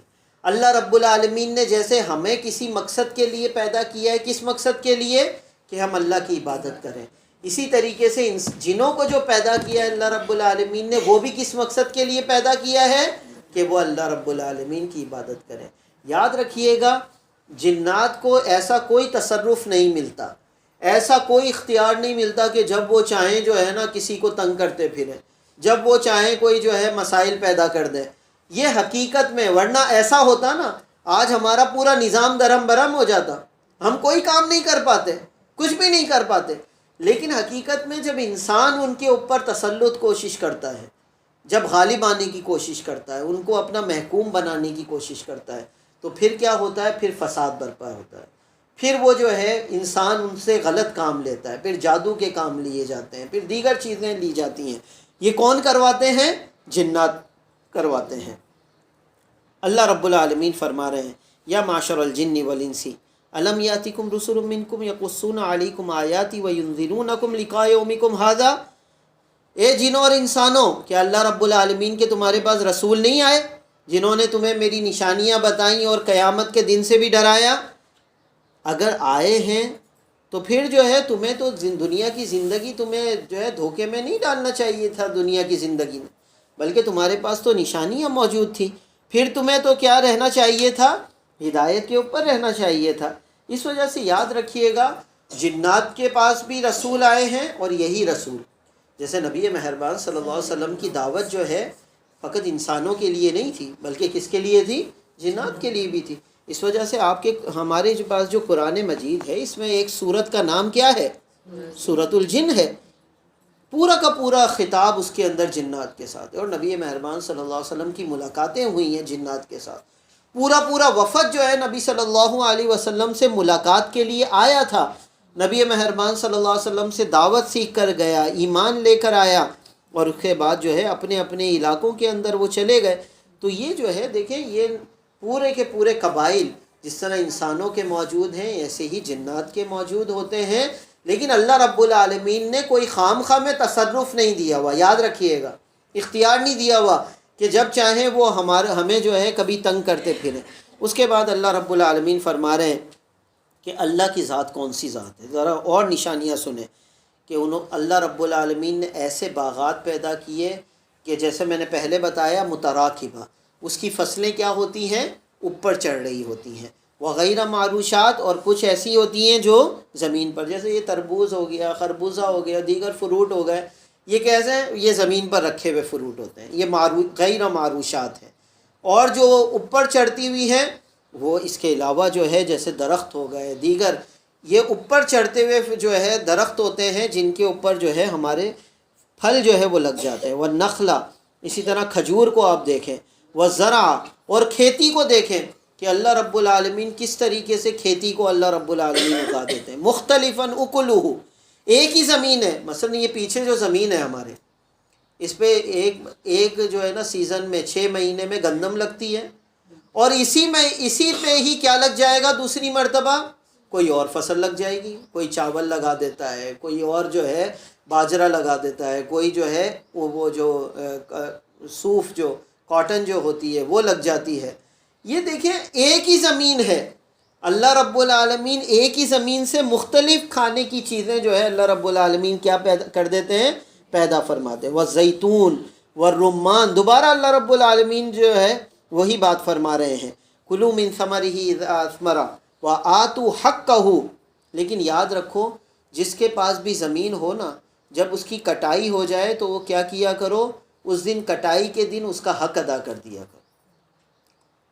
ہمارے پاس یعنی اگر جو ہے اپنا پیسہ لگ کر، پانی کا اپنا پیسہ لگ کر اگر ہم کھیتی باڑی کر رہے ہیں تو 5واں حصہ دینا، 10واں حصہ دینا پڑتا ہے، عشر دینا پڑتا ہے۔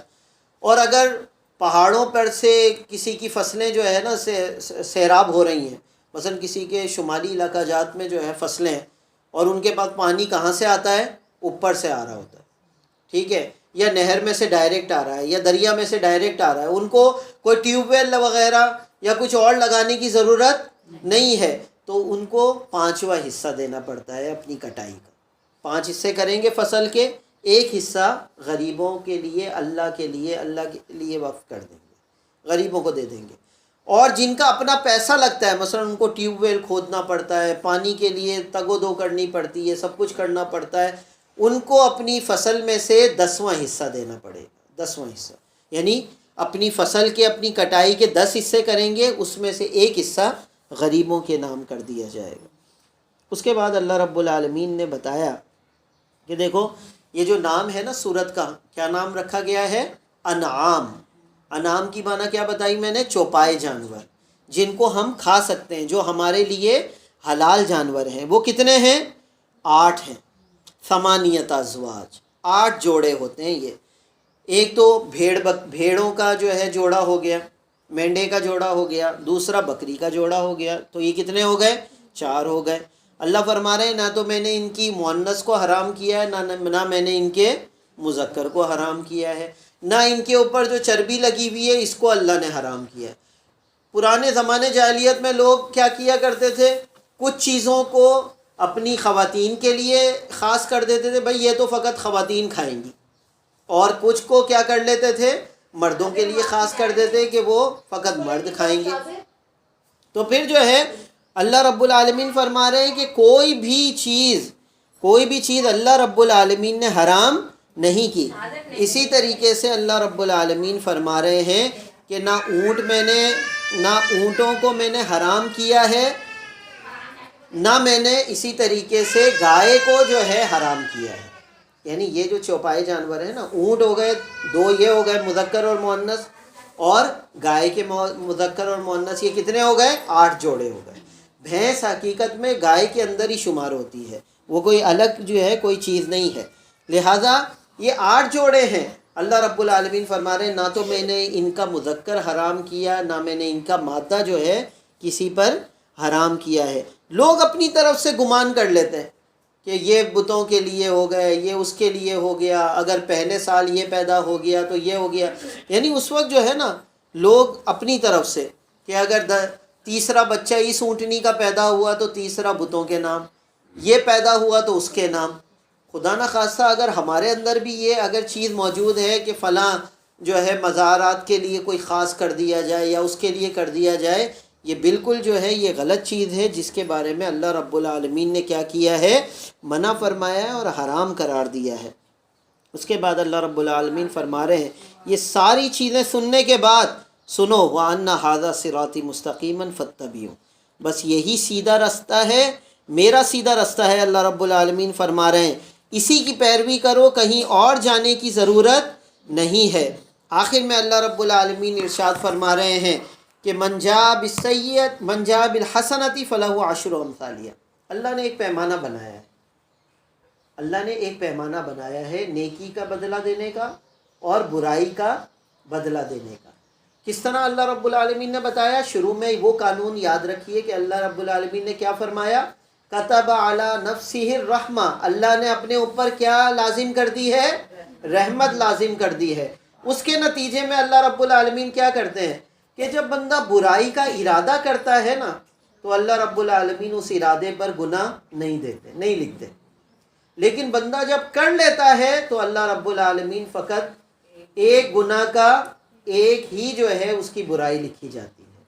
لیکن اللہ رب العالمین کتنے رحیم ہیں، کتنے شفیق ہیں، کتنے رحمان اور رحیم ہیں، کتنے غفور و رحیم ہیں کہ اللہ فرما رہے من جاء بالحسنہ، جو کوئی ایک نیکی کرتا ہے نا تو میں اس کو کتنی نیکیاں عطا کرتا ہوں؟ کم از کم 10 نیکیاں عطا کرتا ہوں، فلہ عشر امثالہا۔ لیکن دوسری جگہ اللہ رب العالمین نے فرمایا کہ فقط معاملہ ایک نیکی کا نہیں ہے، میں کیا کرتا ہوں، جیسے ایک بال ہوتی ہے نا، بھٹے کی ایک دانہ ہوتا ہے، دانے میں سے 100 بالیں نکلی، 100 بالوں میں سے 700 بالیں نکل جاتی ہیں۔ اللہ فرماتے ہیں میں اجر دینے میں یہی کرتا ہوں، ایک نیکی ہوتی ہے بندے کے اندر خلوص ہوتا ہے، میں 10 نیکیاں دیتا ہوں، زیادہ خلوص ہو جائے تو میں 700 گنا تک بڑھا دیتا ہوں، اور اگر زیادہ بڑھ جائے تو پھر اللہ رب العالمین فرماتے ہیں کہ پیمانے ہٹا دو، جیسے روزے کے بارے میں۔ اس وجہ سے نبی مہربان صلی اللہ علیہ وسلم نے فرمایا کہ اللہ رب العالمین کا یہ پیمانہ ہے، ایک نیکی کا بدلہ کم از کم کتنا؟ 10 نیکیاں، اور اگر خلوص زیادہ ہوتا چلا جائے تو بڑھتا چلا جاتا ہے، یہاں تک کہ اللہ ایک نیکی کے بدلے میں 700 گنا جو ہے اجر عطا فرماتے ہیں، 700 اجر عطا فرماتے ہیں ایک نیکی کے بدلے میں، اور برائی کے بدلے میں کتنی برائی؟ ایک گناہ جو ہے فقط لکھا جاتا ہے۔ یہ اللہ رب العالمین آپ دیکھیں کتنے رحیم ہیں، یہ بہانے ہیں کسی طریقے سے اللہ رب العالمین ہمیں جنت میں جو ہے اللہ رب العالمین ہمیں لے جانا چاہتے ہیں۔ اس کے بعد جو ہے اللہ رب العالمین فرما رہے ہیں قُلْ إِنَّنِي هَدَانِي رَبِّي إِلَىٰ صِرَاطٍ مُسْتَقِيمٍ، دیکھو اللہ نے تو مجھے جو ہے سیدھے رستے کی ہدایت کی ہے۔ سیدھا رستہ کیسا ہے؟ جو ابراہیم علیہ السلام کا سیدھا رستہ ہے اور دین ہے، جو ابراہیم علیہ السلام نے ما کان من المشرکین، ابراہیم علیہ السلام کا جہاں پر بھی ذکر آیا ہے نا وہاں پر یہ ذکر آیا ہے کہ ابراہیم علیہ السلام شرک کرنے والے نہیں تھے۔ میں نے کل آپ کو بتایا تھا کہ اللہ رب العالمین کو جو سب سے زیادہ غیظ و غضب جو کر دیتی ہے جو چیز، وہ کیا کرتی ہے؟ اللہ کے ساتھ شرک کرنا۔ اس وجہ سے نبی مہربان صلی اللہ علیہ وسلم نے ارشاد فرمایا کہ اللہ رب العالمین فرماتے ہیں جب میرا بندہ کوئی برائیوں سے گناہوں سے بھر کے کوئی وادی میرے پاس لے کر آ جائے، یعنی اتنے گناہ لے کر آئے کہ پوری وادی میں اگر ڈالے جائیں نا تو وہ پوری وادی گناہوں سے کیا ہو جائے؟ بھر جائے، لیکن اس کے اندر ایک گناہ نہ ہو۔ کون سا گناہ؟ شرک کا گناہ نہ ہو، تو اللہ فرماتے ہیں میں مغفرت لے کے پوری وادی کو جو ہے اس کے سارے گناہ معاف کر دوں. وہ گناہوں سے بھری وادی لائے گا، میں مغفرت سے بھری وادی اس کے پاس لے کر آ جاؤں. لیکن شرط کیا ہے؟ اس وادی کے اندر، گناہوں کے اندر شرک کا گناہ نہیں ہونا چاہیے. قل ان صلاتی و نسکی و محیایا و مماتی للہ رب العالمین. یہ جو ہے نا میری اور آپ کی طرف سے ہمارا اللہ سے کرنے والا عزم ہے، وعدہ ہے. یہ وعدہ کون سا وعدہ؟ کہ نبی مہربان صلی اللہ علیہ وسلم کو اللہ فرما رہے ہیں اے نبی صلی اللہ علیہ وسلم آپ بھی کہہ دیں اور آپ کی امت بھی یہ اعلان کر دے. کیا کر دے؟ ان صلاتی، بے شک میری نماز، و نسکی، میری قربانی، و محیایا، میرا جینا، و مماتی، اور میرا مرنا، سب کے سب کس کے لیے ہے؟ للہ رب العالمین، اس اللہ کے لیے ہے جو سارے جہانوں کو پالنے والا ہے. یہ جو رب کا لفظ ہے نا بڑا ہی اٹریکشن ہے، اس میں بڑی کشش ہوتی ہے. اگر کتے کو بھی جو ہے نا، گلی کے کتے کو کچھ آپ کھلا دیں گے نا تو وہ جو ہے آپ اپنے مالک کو پہچان جائے گا، پیچھے پیچھے چلتا رہتا ہے. ایسا ہے نا، جانوروں کو سب سے زیادہ اٹریکشن کون سی چیز دیتی ہے؟ کہ کسی نے اس کو کھلا دیا. اللہ رب العالمین نے سورہ فاتحہ میں فرمایا تھا تمہیں کھلانے والا کوئی اور نہیں ہے بلکہ کون ہے؟ الحمدللہ رب العالمین. شروع میں کہہ دیا، قرآن کے شروع میں، تمہیں اس کی فکر نہیں کرنی، کیونکہ جب پورے جہانوں کا پالنے والا ہے وہ تمہیں اگر کھلا دے گا تو اس کی خزانے میں کوئی کمی ہوگی؟ نہیں ہوگی. اللہ فرما رہے وَمَمَاتِ لِلَّهِ، میرا جینا، میری نماز، میری قربانی، میرا جینا اور میرا مرنا سب کس کے لیے ہے؟ اللہ رب العالمین کے. لا شریک لہ، اللہ کے ساتھ کوئی شریک نہیں ہے. یہ ابھی تک جو ہے اللہ رب العالمین کی طرف سے عزم چل رہا ہے، وعدہ چل رہا ہے کہ میں اور آپ یہ کہیں کہ اللہ کے ساتھ کوئی شریک نہیں ہے. وَبِذَلِكَ أُمِرْتُ، یہی مجھے حکم دیا گیا ہے. نبی صلی اللہ علیہ وسلم فرما رہے ہیں مجھے بھی یہی حکم دیا گیا ہے کہ میں فقط اللہ کو اپنا رب مانوں، اس کے ساتھ کسی کو شریک نہ ٹھہراؤں. وَأَنَا أَوَّلُ الْمُسْلِمِينَ، اور میں یہ اس بات کا اعلان کرتا ہوں کہ میں پہلا اللہ رب العالمین کا فرما بردار بن جاؤں گا. کوئی نہ بنے، کوئی کائنات میں فرما بردار اللہ کا نہ بنے، لیکن میں تو کیا ہوں؟ اللہ کا فرما بردار. لہذا اس وجہ سے آپ کو معلوم ہے نا، جو ہم نماز جنازہ کے موقع پر دعا کرتے ہیں، کون سی دعا کرتے ہیں؟ اللہم اغفر لحینا و میتنا و شاہدنا و غائبنا و صغیرنا و کبیرنا و ذکرنا و انثانا اللہم من احییتہ منا فاحیہ علی الاسلام. اے اللہ جب تک ہمیں زندگی دے، کس پر زندگی عطا کرنا؟ اسلام کی زندگی. اسلام کی معنی کیا ہے؟ جھکے رہنا، فرما برداری والی. ولا تموتن الا وانتم مسلمون، تمہیں موت نہ آئے مگر اس حالت میں کہ تم اللہ کے فرما بردار ہونا چاہیے. اوانا اول المسلمین. قل اغیر اللہ، کیا اللہ کے علاوہ کسی اور کو رب بلاؤں؟ وہو رب کل شیء، حالانکہ اللہ ہی تو سب کا رب ہے. ہر چیز کا رب کون ہے؟ اللہ رب العالمین ہے. پھر بھلا میں کسی اور کو کیوں رب بناؤں؟ ولا تکسب کل نفس الا علیہا، جو کچھ کرے گا نا اس کا وبال اسی کے اوپر آئے. یاد رکھیے گا، کوئی انسان کوئی غلطی کرتا ہے تو اس کا وبال کسی باپ پر نہیں آتا. بیٹے کا وبال باپ پہ نہیں آئے گا، باپ کا وبال بیٹے پہ نہیں آئے گا. ہاں پوچھا ضرور جائے گا کیا واقعی تم نے تربیت کی یا نہیں کی. بیوی کا وبال شوہر پہ نہیں آئے گا، شوہر کا وبال بیوی پر نہیں آئے گا، لیکن ان دونوں سے پوچھا جائے گا کیا تم دونوں نے اپنا حق ادا کر دیا تھا، اچھائی پہنچانے کا حق ادا کر دیا تھا، یہ پوچھا جائے گا. اسی طریقے سے دیگر لوگوں پر بھی ایک دوسرے کا گناہ جو ہے کسی اور پر نہیں آئے گا. آپ دیکھیں نوح علیہ السلام کا بیٹا، وہ جب ایمان نہیں لے کر آیا تو کیا ہو گیا؟ سمندر کے اندر جو طوفان تھا اس کے اندر غرق ہو گیا. لوط علیہ السلام کی بیوی کیا ہوئی؟ عذاب کے اندر جیسے دیگر مشرکین برباد ہو گئے ویسے وہ بھی ہو گئی. حالانکہ بڑا رشتہ قریب کا رشتہ تھا، لیکن لوط علیہ السلام کو اس کے گناہ کی اثر نہیں ہوا.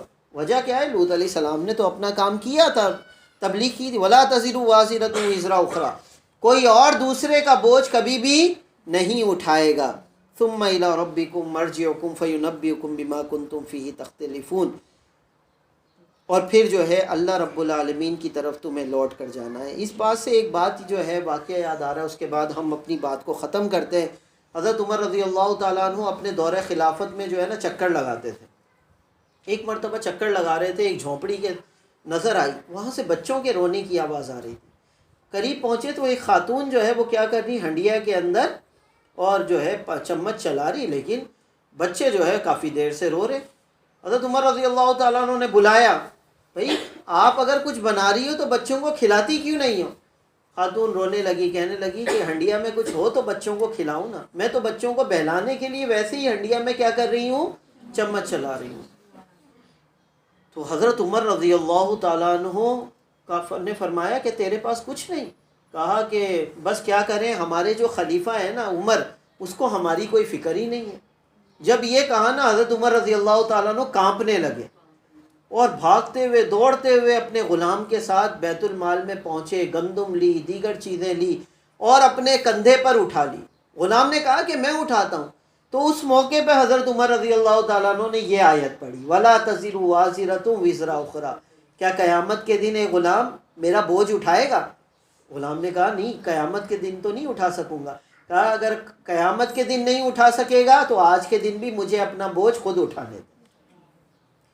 24 لاکھ مربع میل کے امیر المومنین تھے۔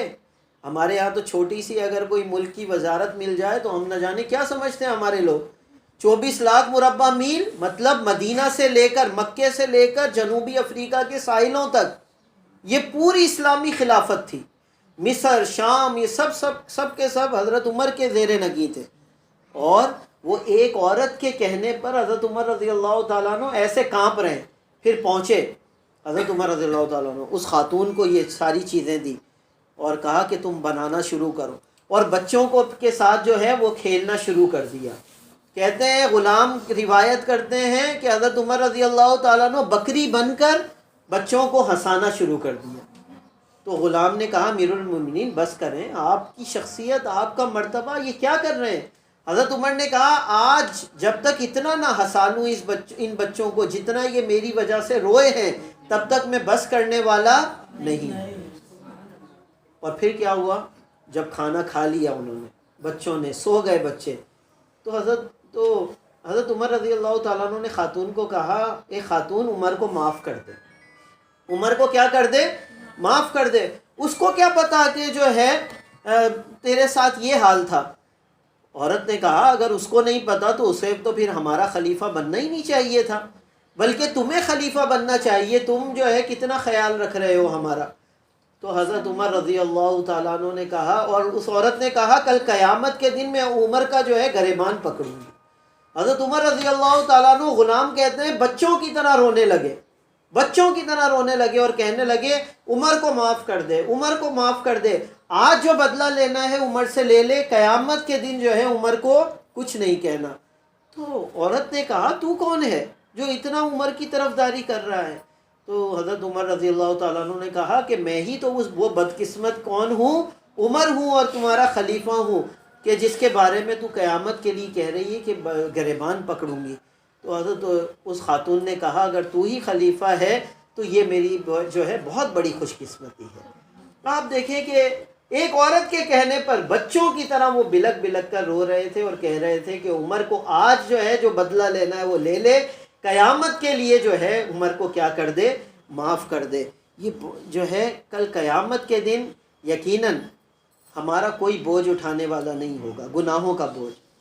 لہذا آج ہی جتنا جلدی ہو سکے ہم اپنے بوجھ جو ہے، گناہوں کا جو بوجھ جو ہے، ہم کسی طرح اپنے کندھے سے اتار دیں، اپنے جسموں سے اتار دیں۔ اس کا طریقہ کیا ہے؟ اللہ رب العالمین کے سامنے حاضر ہو جائیں، اللہ کے سامنے گر جائیں، سجدے میں گر جائیں، گڑ گڑائیں، دو آنکھوں سے آنسو گرائیں اور اللہ رب العالمین سے اپنے گناہوں کی کیا کر لیں، معافی مانگ لیں۔ اللہ رب العالمین فرما رہے ہیں ان ربک سریع العقاب، اللہ تعالیٰ جس طرح تمہیں سزا دینے میں جلدی کرتا ہے، اسی طرح وَإِنَّهُ لَغَفُورٌ رَحِيمٌ، اللہ تعالیٰ معاف بھی بہت جلدی کرتا ہے۔ آؤ تو صحیح، معافی مانگو تو صحیح، اللہ رب العالمین بہت جلد جو ہے تمہیں معاف بھی کرنے والا ہے۔ اللہ سے دعا ہے کہ اللہ رب العالمین ہمیں ان آیات پر عمل کرنے، اس کے مطابق اپنی زندگی بنانے کی اللہ توفیق عطا فرمائے۔ وآخر دعوانا ان الحمد للہ رب العالمین۔